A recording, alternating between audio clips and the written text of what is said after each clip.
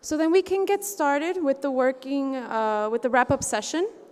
This wrap-up session is going to take 45 minutes. After the wrap-up session, we will have 45 minutes for the drafting committee to work on the reflection of the working group session outcomes. So that means we will have a break during that time for 45 minutes. And then that will be followed by the discussion and the endorsement of the final report. And the declaration will be distributed prior to that. So I'll ask then Ali Nasheed, President of Maldives Red Crescent, to come up to the floor to present the outcomes of the second working group session. Thank you very much.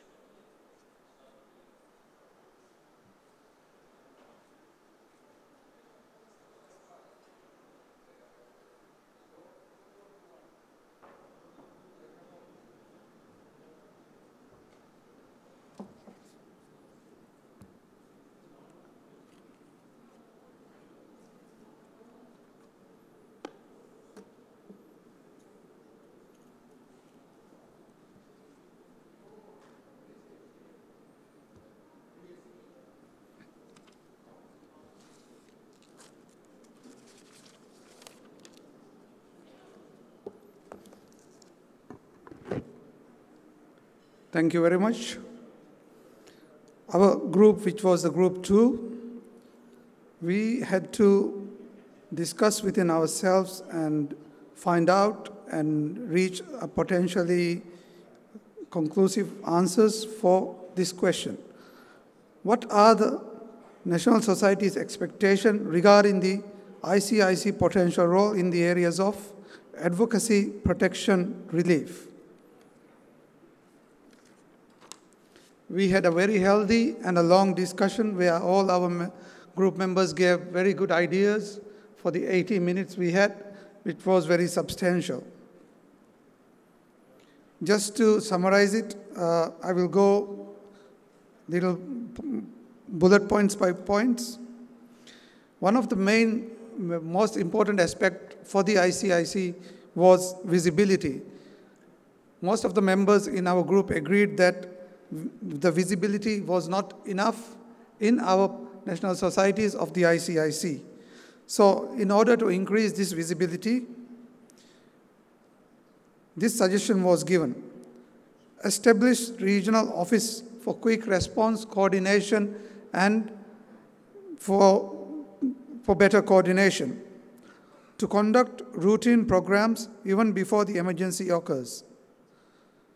Also, we can produce academic materials, informative materials to educate about the use and how we can coordinate with the ICIC countries within our region. And also to make the procedures easier, risk mapping has to be conducted. Every area has different needs and risks. Every NS has different strengths and weaknesses. We can share the strengths, and the ICIC can fill in the gaps where the NSs feel they are most vulnerable.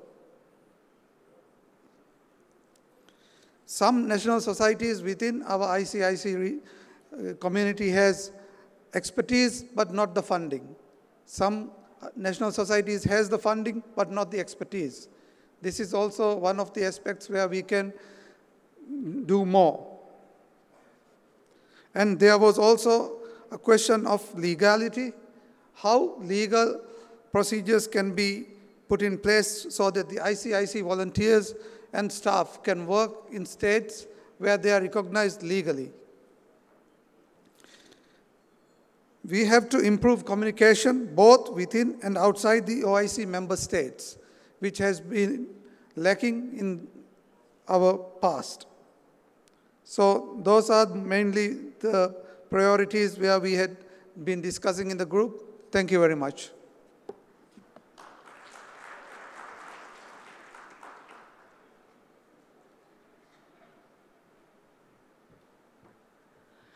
So now I'll ask Sar from Sierra Leone Red Cross to come to the floor.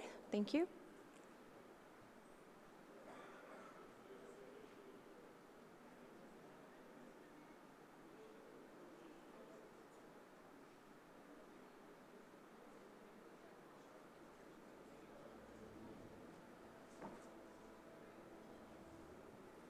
Thank you for having me, and thank you for listening to me. Our group was very much interactive, and after a very strong brainstorming, we came out a very strong response to this question that reads, what are the main humanitarian concerns and priorities for the affected OIC population residing both within and outside the OIC region?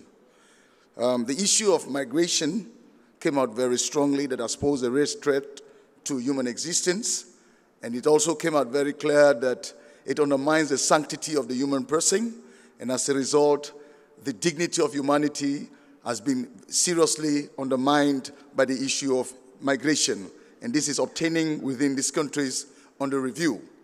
And we also discussed the issue of conflicts, that conflicts are prevalent in these countries in our region, and then these conflicts are really presenting humanitarian challenges that are very strong. And we also spoke about the violence that are occurring in several countries, as you're aware. But then we were very much conscious of the fact that we have also disasters, the issue of disasters. And under the category of disasters, we spoke about natural disasters. The issue of flooding came up very strongly, earthquakes and others. And then we have man-made disasters, and these are issues that has to do with what we as people are doing that are not too good for our human existence. And we spoke about the issue of water shortages in some countries, and even the issue of car accidents also came out very strong as a humanitarian issue that we must look into. Of course, while we were discussing conflicts, violence, and migration, the issue of refugees and displaced persons was also discussed as a humanitarian issue that is obtaining in these countries. And also we discussed the issue of floods, droughts, and you can see drought and then flood. But all these things pose a very serious humanitarian challenge to us in this region. And we also spoke about climate change and hostage-taking. And as a result of all these things, we see that our mandate, that one of the fundamental principles of which we stand upon, is being actually undermined by all these humanitarian challenges that we discussed in our group.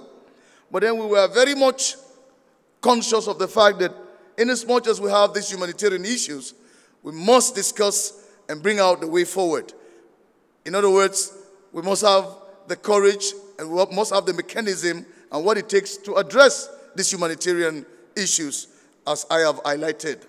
Now, in order for us to respond towards these challenges, we said that the first thing we need to do, we must ensure cooperation between national societies, which we said is very paramount in our response.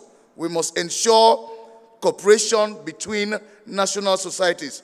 Remember that some of these things, they are international in nature, and therefore we need one another in order for us to respond positively and to be able to handle some of these challenges we mentioned. We also said that our response must also be holistic. In other words, we must look at all what it entails to address the situation as they emerge. And therefore, it was but important that our response as a humanitarian organization we must deal with the issue of corruption. We said that inasmuch as we have these humanitarian challenges in our region, but there is also the threat of corruption within national societies and, some other personnel which are undermining our response. Then the issue of bribery, then the politicization of our response, the religious and ethnic divide in our response were also very much were discussed, and we saw them as very important, that if we are to respond, address these issues as a humanitarian organization, we must take these things into cognizance and must handle them so that they will not impede our humanitarian response in addressing these issues. We also said that we must invest in prevention. The preventive aspect of our humanitarian response must be very strong. Therefore, we must address the issue of unemployment. Unemployment is one of the things, or one of the causative factors that are leading to so so many of these humanitarian issues we discussed. We said we must promote peaceful coexistence. We must also help in the we must work together to improve educational system so that people can be given opportunity by being empowered through education. We must improve our structures so that we have the right people in the right places for the right response to address these issues. And finally, we said we must embark on awareness raising because for us, information brings transformation. Therefore, some of these issues can be addressed by simple information. If people are informed, then they will not be deformed, but they will be conformed to what is actually important for our human existence. Thank you very much, ladies and gentlemen, for listening to me.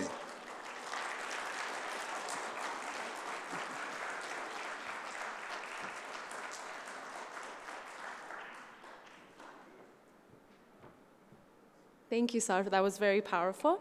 Now we would like to welcome to the floor Gambian Red Cross President, Mr. Sila.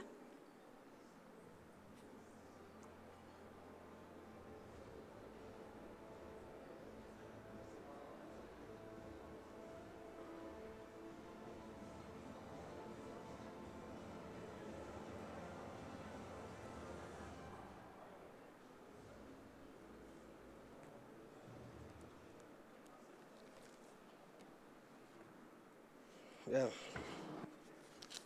Thank you very much, Madam President.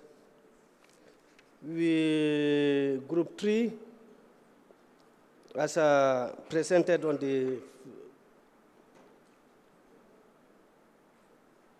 we are looking at potential cooperation modalities between ICRC and Red Cross, Red Crescent national societies for the mobilization of resources from entities of OIC region in the field of protection, advocacy, and relief of vulnerable people.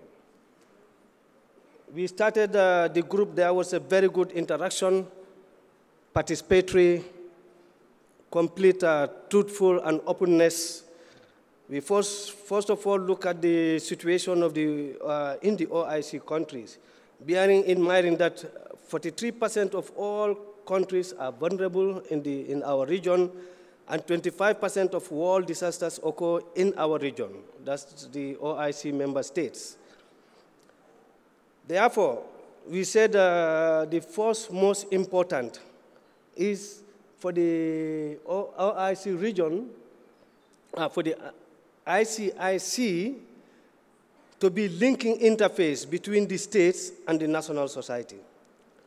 This is very fundamental for ICIC to empower national societies and ensure partnerships are based on clear terms.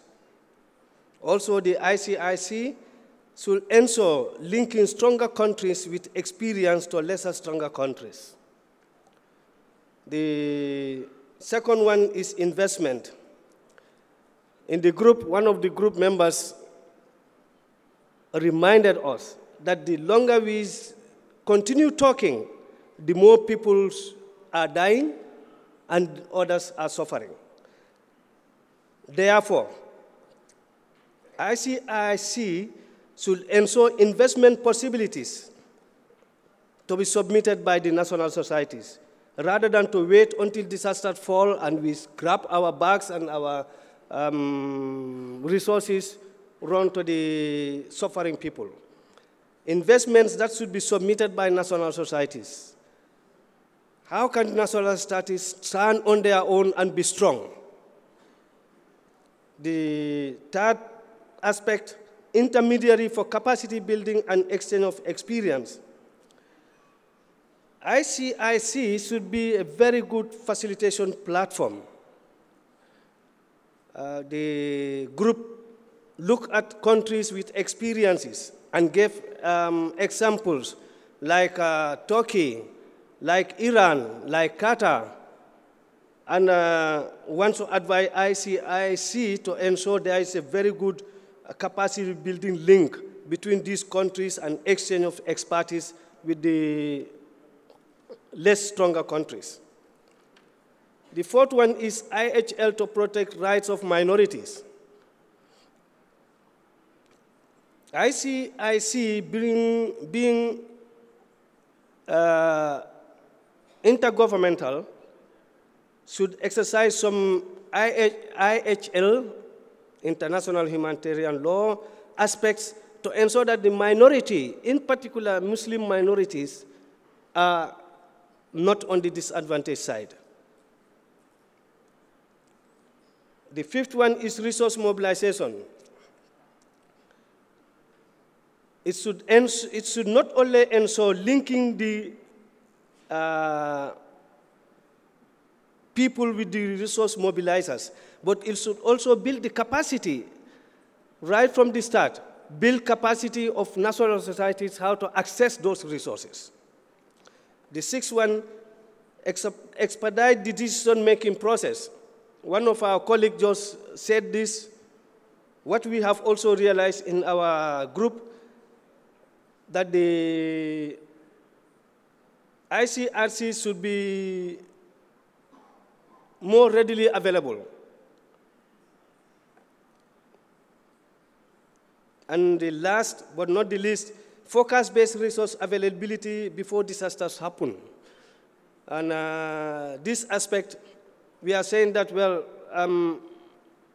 at the moment, most of the societies, we are just like blind. We go around trying to feel where something is, instead of knowing that this is available here.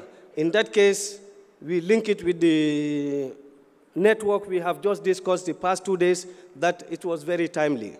And thank you very much.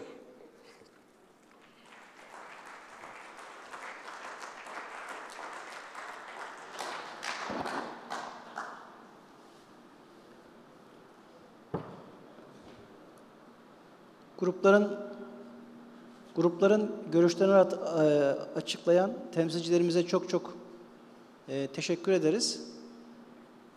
Yemekten önce sorulara kapı kapatmıştık.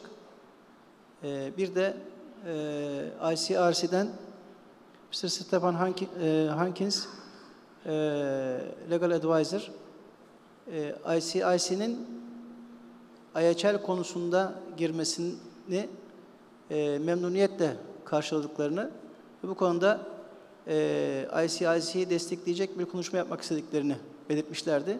Şimdi kendisine söz vermek istiyorum. Yerinden buyurun.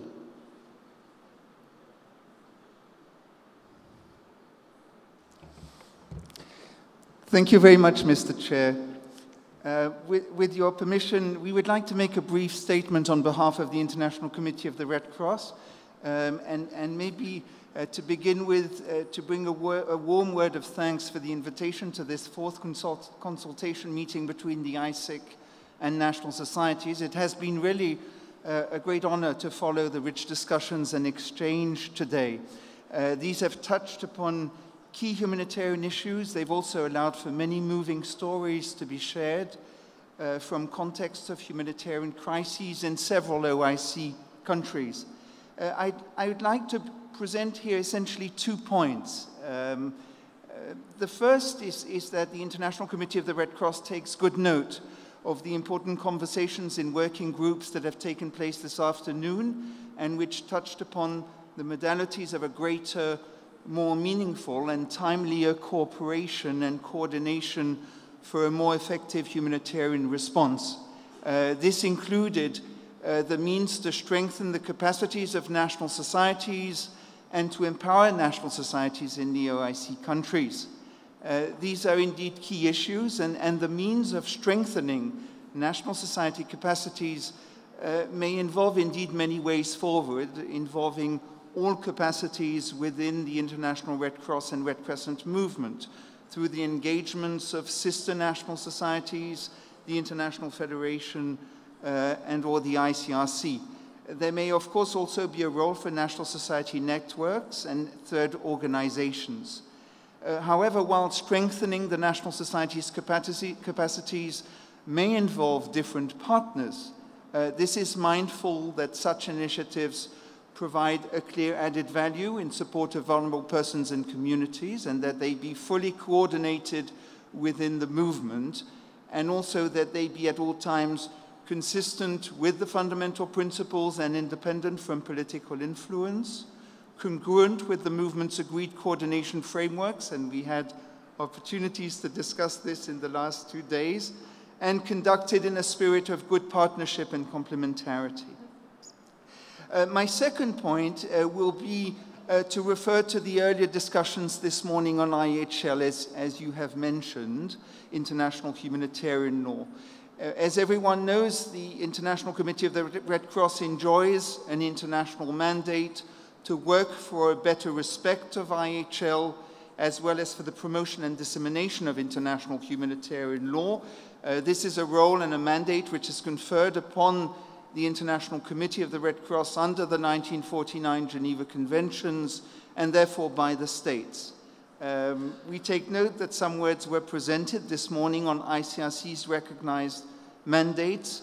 Some of these might warrant clarification, but there may be other opportunities for us to do that.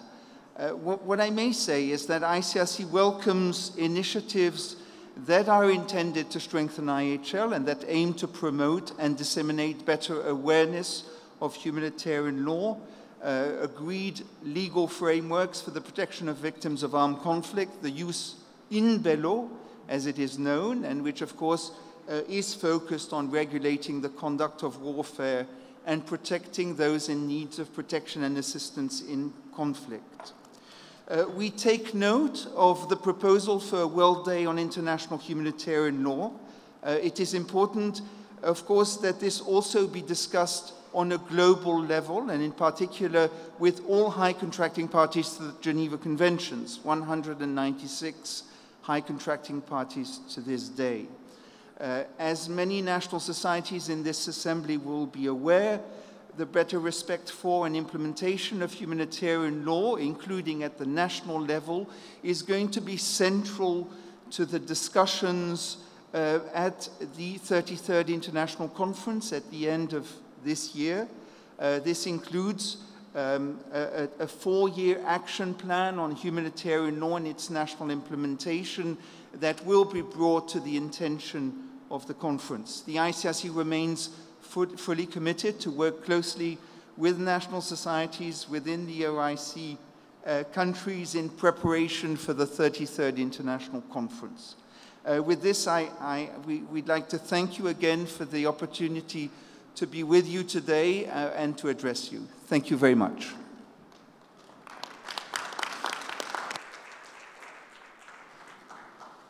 Çok teşekkür ediyoruz. Efendim şimdi drafting komiteyi efendim? Tamam. O zaman Medel'in buyur sana sözü veriyoruz. So now, for 45 minutes, the drafting committee will collect to work on the reflection of the working group session. And so that means that we have a 45-minute break, and we will come back at 6:45 for the discussion and the endorsement of the final report. We will also distribute the declaration on your table, so when you come back from the break, you will have them for your review. Thank you.